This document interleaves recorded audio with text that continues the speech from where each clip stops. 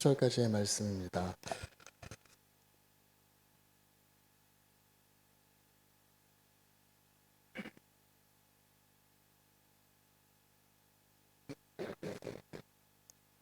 한 절씩 교독하여 읽도록 하겠습니다. 또 어떤 사람이 타국에 갈 때 그 종들을 불러 자기 소유를 맡김과 같으니 한 사람에게는 금 5달란트를, 한 사람에게는 한 사람에게는 5달란트 받은 자는 바로 가서 그것으로 장사하여 또 5달란트를 남기고 또 2달란트를 남겼을 때 1달란트 받은 자는 가서 땅을 파고 그 주인의 돈을 감추어 두었더니 그 종들의 주인이 돌아와 그들과 결산하세 5달란트 받았던 자는 5달란트를 더 가지고 와서 이르되 주인이여 내게 5달란트를 주셨는데 보소서 내가 또 5달란트를 남겼나이다. 그 주인이 이르되 잘하였도다 착하고 충성된 종아 내가 적은 일에 충성하였으니 내가 많은 것을 내게 맡기리니 내 주인의 즐거움을 참여할지어다 하고 2달란트 받았던 자도 와서 이르되 주인이여 내게 2달란트를 주셨는데 보소서 내가 또 2달란트를 남겼나이다. 주인이 이르되 잘하였도다 착하고 충성된 종아 내가 적은 일에 충성하였으니 내가 많은 것을 내게 맡기리니 내 주인의 즐거움을 참여할지어다 하고 1달란트 받았던 자는 와서 이르되 주인이여 당신은 굳은 사람이라 심지 않은 데서 거두고 해치지 않은 데서 모으는 줄을 내가 알았으므로 두려워하여 내가 당신의 달란트를 땅에 감추어 두었나이다. 보소서 당신의 것을 가지셨나. 그 주인이 대답하여 이르되 악하고 게으른 종아 나는 심지 않은 데서 거두고 해치지 않은 데서 모으는 줄로 내가 알았느냐. 그러면 내가 마땅히 내 돈을 주게 하는 자들에게 내가 맡겼다가 내가 돌아와서 내 원금과 이자를 받게 하였을 것이니라. 그에게서 그 1달란트를 빼앗아 10달란트 가진 자에게 주라. 무릇 있는 자는 받아 풍족하게 되고 없는 자는 죽는 것까지 함께 봅니다. 이 무익한 종을 바깥 어두운 데로 내쫓으라. 거기서 슬피 울며 이를 갈리라 하니라. 아멘.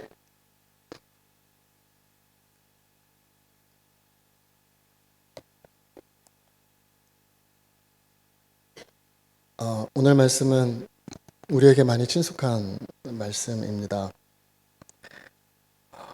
저도 이 말씀을 가지고 설교를 많이 들었던 사람 중에 한 명인데요. 이번에 새롭게 이 말씀을 준비하면서 혹시 그동안 우리가 이 말씀에 너무 익숙하고 또 많이 들어왔던 설교의 본문이기도 해서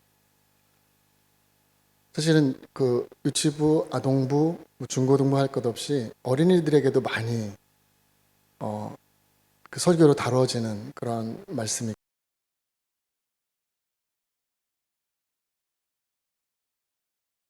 있지 않을까 싶어서 조금 더 준비를 하게 되었는데 이 말씀을 사실은 이번 우리 중고등부 여름 수련회를 준비하는 주제가 신구약 중간사였거든요. 그걸 준비하면서 조금 더 이전과는 다른 그런 관점을 갖게 된 것이 참으로 감사했습니다. 그래서 그것을 간단하게 오늘 한번 함께 나누어 봤으면 좋겠습니다.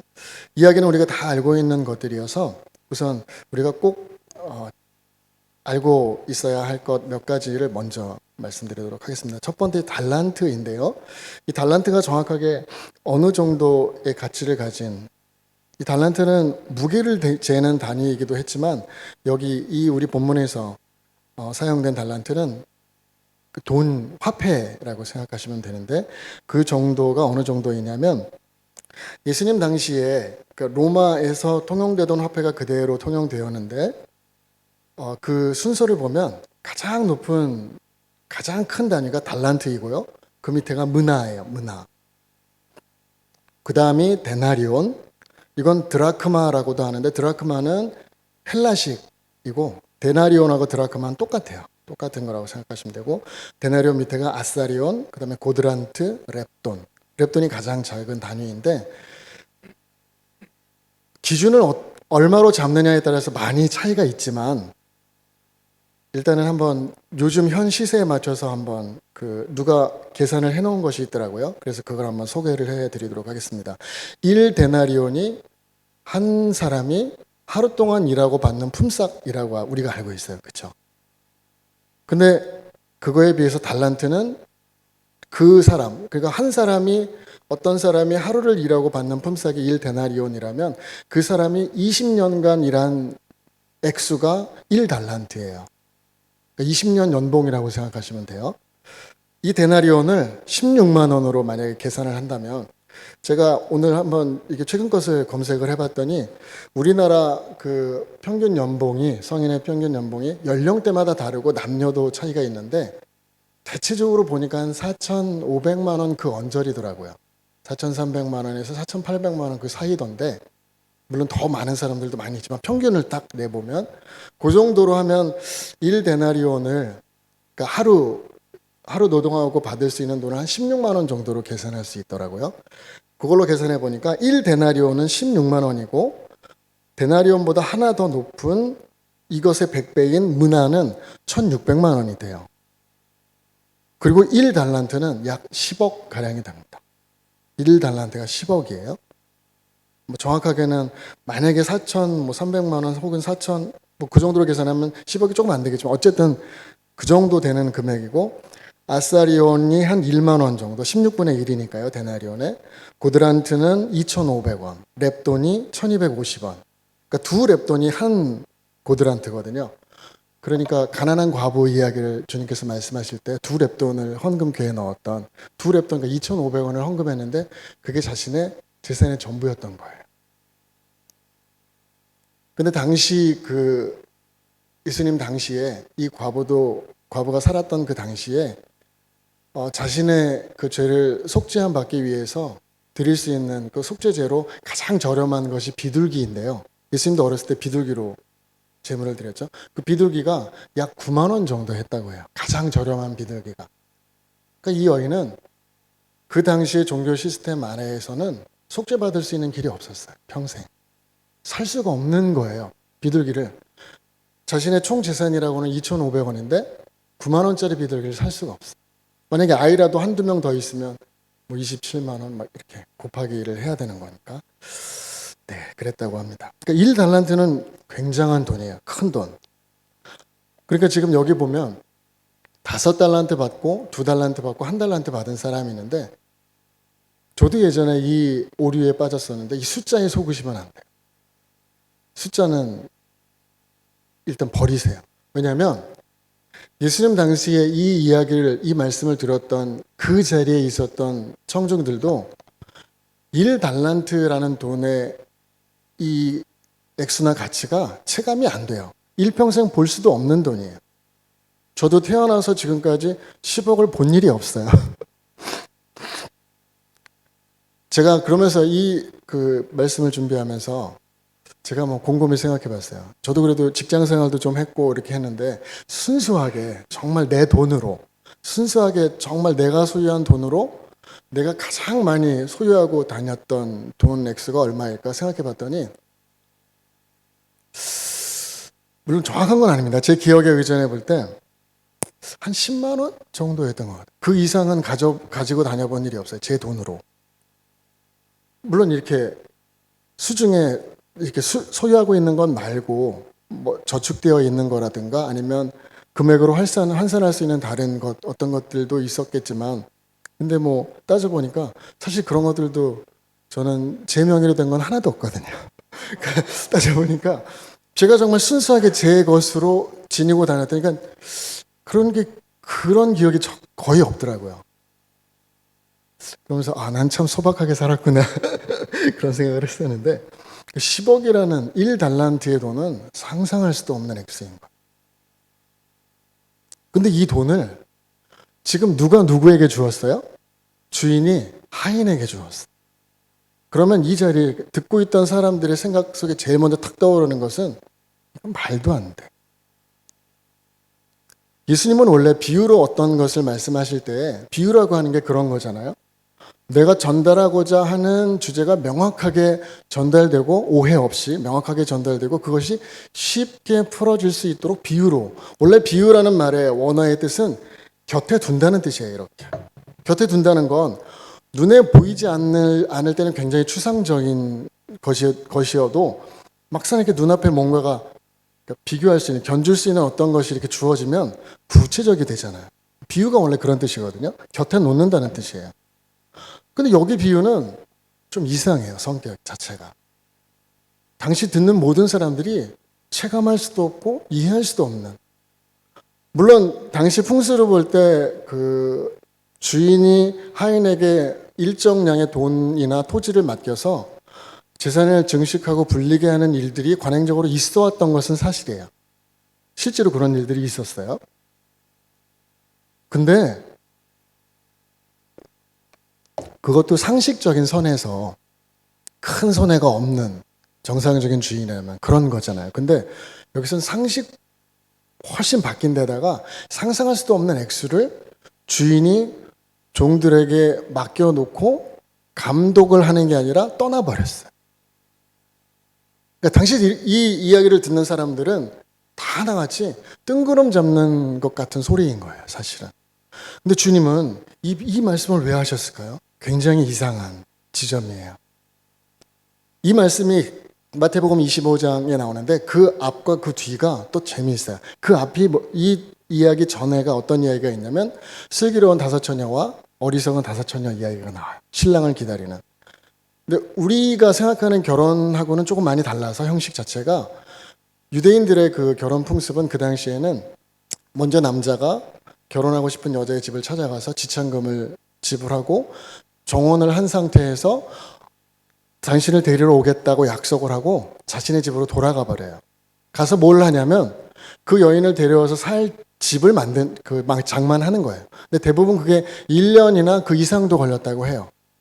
그리고 이제 준비가 다 되면 그제서야 신부를 데리러 가서 그것도 미리 통보나 통지를 하지 않고 그냥 불현듯 간대요.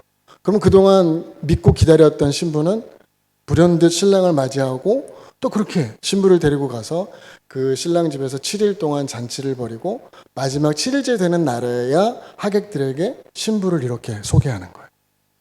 이상하죠? 되게 이상한. 그러니까 이제 그 다섯 처녀, 또 다른 다섯 처녀 이야기가 나올 수 있는 거예요. 그리고 그 뒤에 얘기가 뭐냐면 양과 염소에 대한 이야기가 나오거든요. 그러니까 지금 주님께서 뭘 말씀하고 계신 거예요? 제자들이 먼저 질문을 했거든요. 주님, 마지막 때에 어떠한 징조가 있겠습니까? 라고 질문을 했더니 다섯 처녀 이야기를 하시고 두 번째로 이 달란트 말씀을 하시고 세 번째로 양과 염소 이야기를 하신 거예요. 그러면 맥락적으로 볼 때 이 달란트 이야기는 마지막 때에 대한 이야기거든요.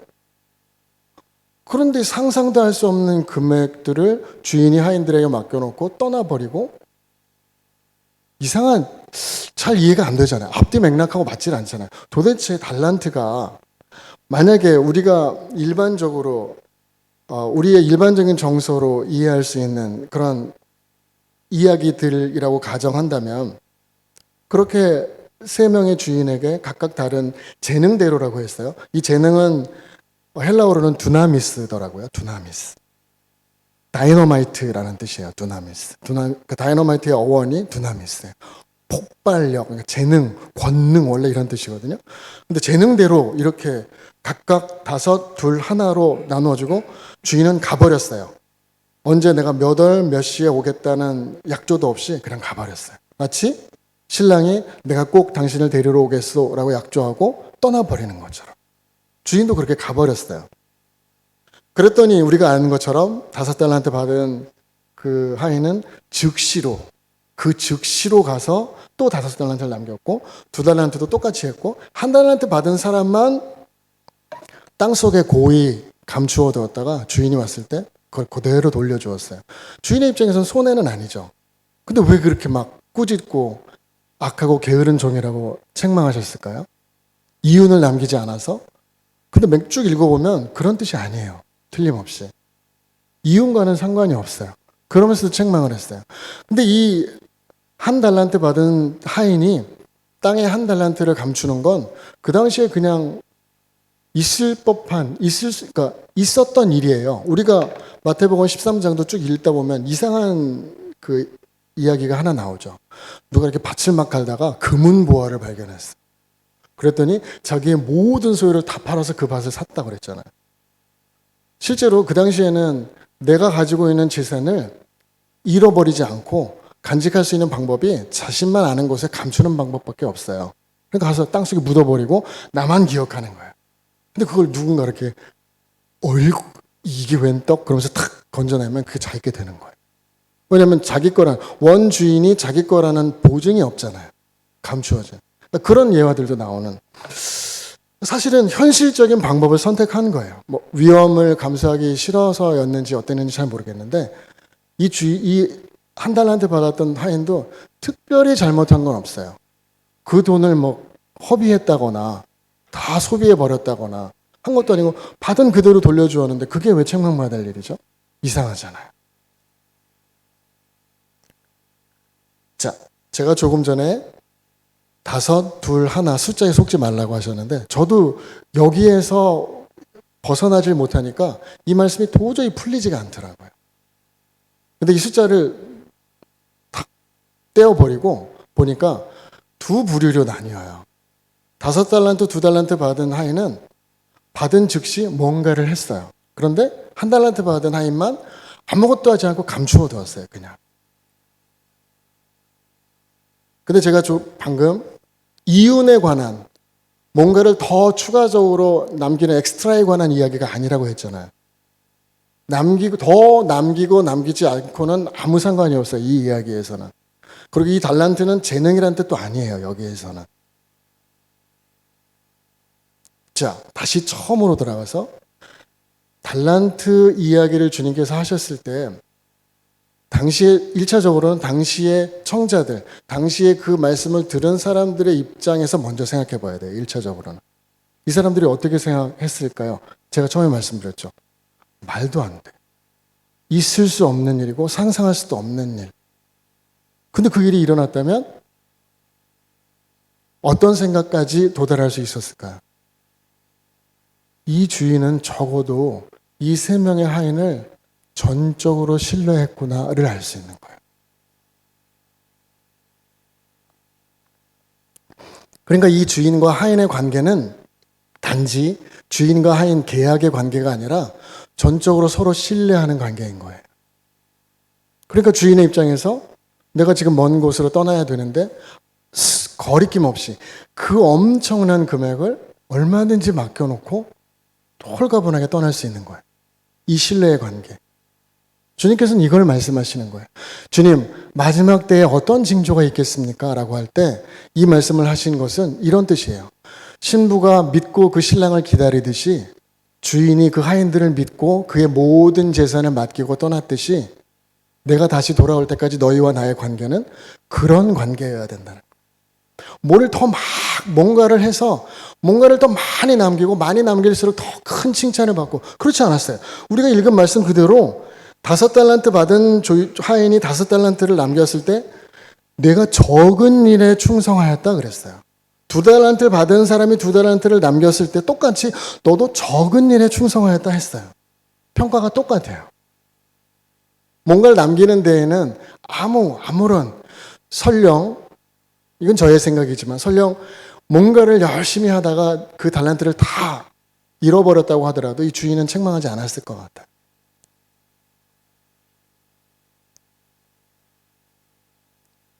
마지막 때에 주님께서 다시 오심하고 약속하셨는데 그 다시 오실 주님을 기다리는 우리의 모습은 그 주님을 끝까지 신뢰하는 거예요.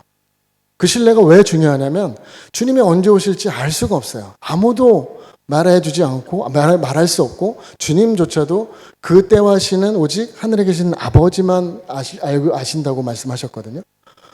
그럼 기다리는 우리의 입장에서는 놓지 말아야 할 것이 있는데 그것이 뭐냐면 주님에 대한 신뢰. 다시 오시겠다고 약속하신 그 주님을 믿는 것.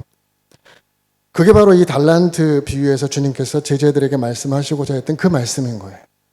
그러니까 우리가 숫자에 대한 생각들은 다 버리고 주님께서 이 말씀을 하신. 그러고 보니까 그 전에 있었던 5처녀 또 다른 5처녀 이야기가 이해가 되더라고요. 보통 사람들은 거기에서 이제 뭐 기름을 준비해야 하고 그래서 뭔가 막 근데 사실 여러분 뭐 한 신랑이 가다 다시 오는 시간이 아무리 뭐 늦어도 뭐 한 일주일 뭐 아니면 3일 정도면 딱 좋겠지만 뭐 길어봐야 일주일 열흘 이내에 오는 것이 그냥 그 당시에 뭐 너무 자연스럽고 상식적인 선이었다면 가능하죠. 뭐 기름 준비하는 게 뭐 그렇게 어려워요. 근데 이게 한 달, 두 달, 6개월, 1년 이렇게 그 이상도 넘어가다 보면 그렇게 준비한다는 게 쉽지 않아요. 그게 여기 있는 말씀이니까 마치 나는 막 그 이상도 하늘 할 수 있는 것처럼 막 그렇게 어리석은 다섯 처녀에 대해서 난 이 정도는 아닌 것 같은데 이렇게 위안을 삼으시면 안 돼요. 우리는 똑같은 사람들이에요. 이 신부의 입장에서도 얼마나 힘들겠어요, 기다리는 게. 다시 신발 확 거꾸로 신고 만약에 그 당시 그것이 허용되는 사회였다면 저 같으면 뭐 그 이상을 어떻게 기다려요. 더 멋있는, 더 예쁜 여자가 나타나면 얼른 글로 가버려야죠. 뭘 이렇게 기다리고 있어요. 약속이야 뭐 깨라고 있는 게 약속이니까. 근데 이 모든 관계는 무엇이 있을 때 가능하냐면 신뢰가 있을 때 가능. 신뢰가 있을 때.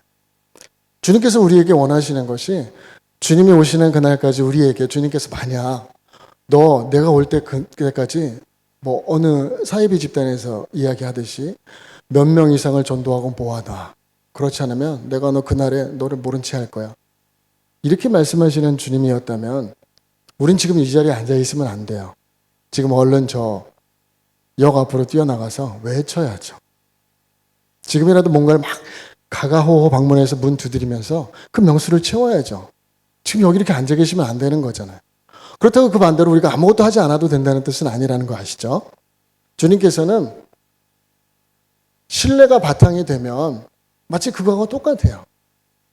그냥 그 나무가 좋은 나무이고 그 나무가 열매를 맺을 수 있는 나무이기 때문에 그냥 자연적으로 열매가 나오는 것처럼 우리가 정말 주님을 신뢰하는 사람이고 우리와 주님과의 이 어느 것도 침범할 수 없는 이 굳건한 신뢰가 관계가 형성되어 있는 사람이라면 나의 삶을 통해서 어떠한 형태로든 열매는 나오게 되어 있어요. 왜냐하면 그 열매 맺게 하시는 것은 나의 능력이 아니고 주님이 하시는 거니까. 여러 다양한 형태로 그냥 우리가 툭 건네는 인사말 속에서도 나의 그 인사말을 통해 좋은 열매가 그에게 흘러갈 수 있어요. 나의 간단한 인사말 하나로 위로받을 때가 있잖아요. 우리 황 집사님께서 이렇게 들어오시면서 우렁찬, 저는 정말 큰 달란트라고 생각하는데 주님께서 정말 좋은 목청을 주셨어요.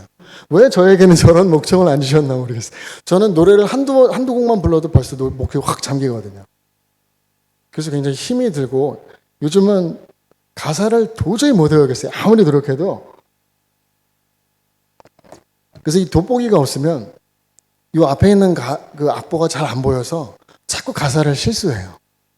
저쪽을 보다 보면 또 하여튼 뭐 그런, 그러니까 제가 이렇게 가끔 가사를 실수하면 잘 안 보이는구나. 이 돋보기가 없으면 그게 잘 안 되더라고요. 그러니까 집사님께서 우렁찬 목소리로 인사말을 건네주시고 할렐루야 이렇게 하시면 뭔가 이렇게 위안을 받고 위로가 될 때가 있어요. 이런 것들이 다 우리들의 삶을 통해서 열매가 이렇게 흘러가는 거거든요. 주님께서 원하시는 그런 거예요.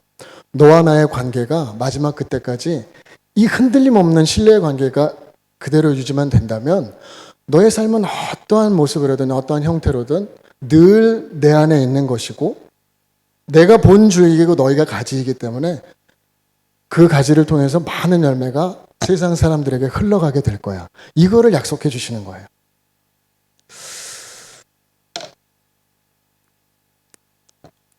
이 말씀을 정리하면서 제가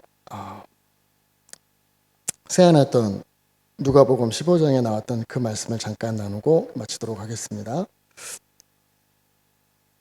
거기에 보면 탕자, 우리가 잘 아는 탕자의 비유가 나오는데 우리가 다 아는 이야기이기 때문에 자세한 설명은 드리지 않겠습니다.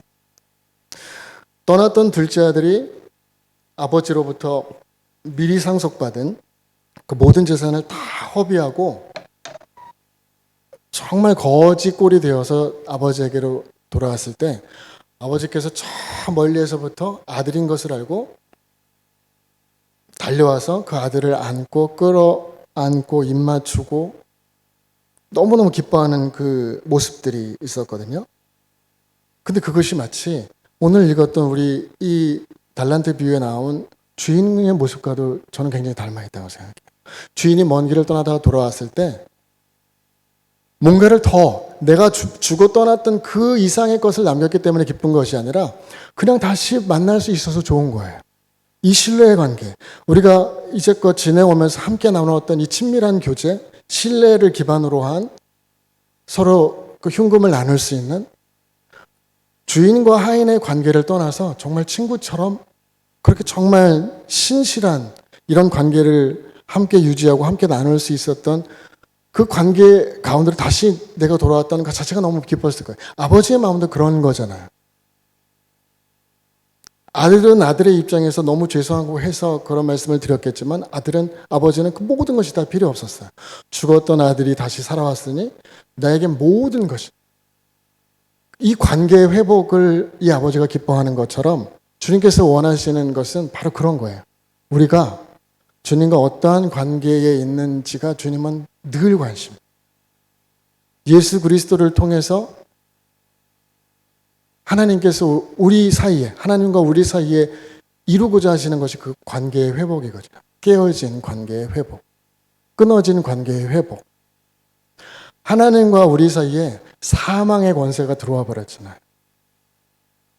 이 사망의 권세가 더 이상 하나님과 우리의 관계를 더 이상 끊어놓지 못하도록 예수 그리스도를 통한 태초의 원래 그 관계를 회복하는 것. 그것은 저는 신뢰라고 다시 한번 말씀드리고 싶은데 많은 사람들이 그렇게 질문하더라고요. 애초부터 선악과를 만들지 않으셨으면 선악과를 따먹을 일도 없고 그렇다면 우리가 범죄할 일도 없는데 왜 하나님께서는 선악과를 만드셨을까? 저는 하나님께서 신뢰하셨기 때문이라고 생각해요. 이렇게 말씀하셨어요. 모든 것은 다 너희가 취해도 좋지만 선악을 알게 하는 나무의 열매는 먹지 마라. 왜냐하면 그것을 먹는 날에는 너와 나의 관계가 끊어지기 때문이다 라고 말씀하신 거예요. 그러면 하나님께서 우리와의 관계가 끊어지기를 원치 않으시는 것처럼 아담과 하와 또한 하나님과의 관계가 끊어지지 않기를 원했다고 주님께서는 믿으셨을 거예요. 저는 그 관계가 신뢰가 바탕으로 한 관계였기 때문에 그 모든 것들이 다 가능했을 거라고 저는 생각하는데 잠깐 기도하겠습니다.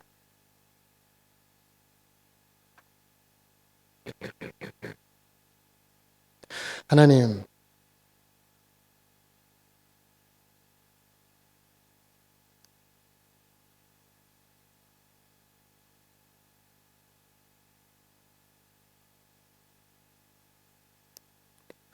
우리가 늘 입술로는 고백을 하지만 하나님께서 우리에게 진정으로 원하시는 것이 무엇인지 우리가 잊고 살아가는 때가 참으로 많은 것 같습니다. 우리가 무언가를 해야 하고 어떤 것을 이루어야 하고 성취해야만 하고 또 지금 내가 무언가를 분주히 하고 있을 때 그때에만 우리가 어쩌면 하나님과 나 사이의 관계에 안도하고 있는 것은 아닌지 그러나 정작 내가 진정 하나님을 신뢰하고 나에게 주어진 모든 환경과 상황 속에서 우리가 힘들 때나 어려울 때 진정 하나님을 의지하고 신뢰하고 있는지를 다시 한번 돌아볼 수 있는 저희가 되게 하여 주옵소서. 하나님께서 끊임없이 우리를 향하여 말씀하시고 우리를 사랑과 은혜로 품으시는 그것은 바로 하나님이 우리의 아버지가 되시고 우리가 주의 은혜로 말미암아 주의 자녀가 된 것임을 다시 한번 기억하며 우리가 하나님을 어떠한 경우에도 신뢰하고 오직 주님을 바라보고 주님만 붙들고 나아가는 저희의 삶이 되게 하여 주옵소서. 이 시간 함께 하심을 감사하고 또 우리 가운데 말씀으로 임하시고 축복하여 주심을 감사합니다. 하나님, 이곳에 모인 우리 사랑하는 형제 자매들 삶 가운데 하나님의 크신 은혜가 임하시고 크신 축복으로 함께 하실 때에 무엇보다 이 세상 그 무엇도 끊을 수 없는 견고한 신뢰가 하나님과 나 사이에 있을 수 있도록 하나님 붙잡아 인도하여 주옵소서. 예수님의 귀하신 이름으로 감사하며 기도하였습니다. 아멘.